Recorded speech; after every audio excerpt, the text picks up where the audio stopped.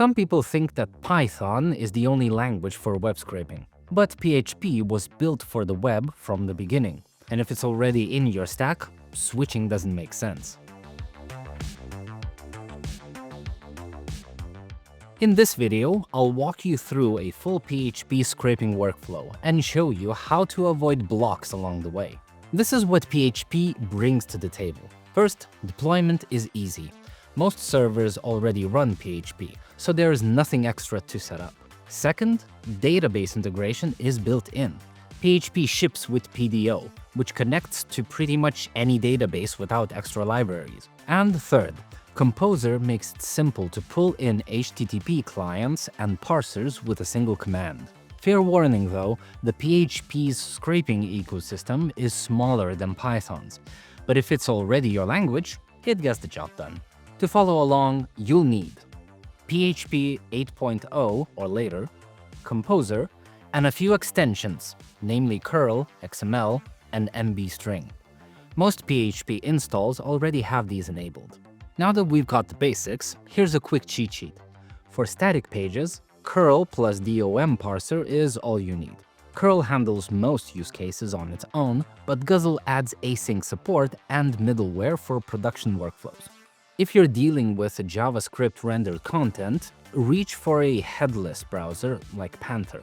And for large-scale crawling, Roach PHP gives you spiders and data pipelines similar to Python's Scrapy. We'll use Guzzle and Symfony DomCrawler today, a solid combo for most scraping tasks. Let's build a scraper.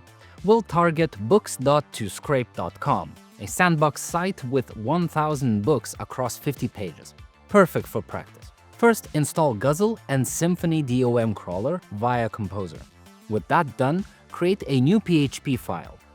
We set up a Guzzle client, fetch the first page, and pass the HTML into DomCrawler.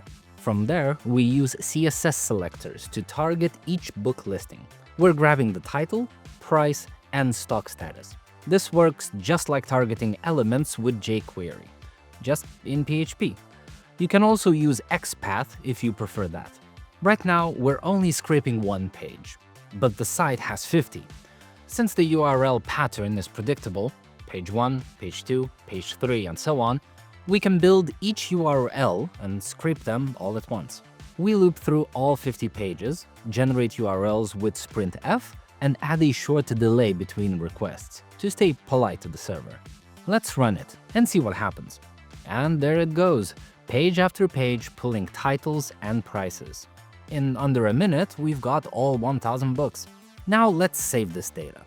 A few lines of code, and we've got a clean CSV file ready to open in any spreadsheet or import into a database.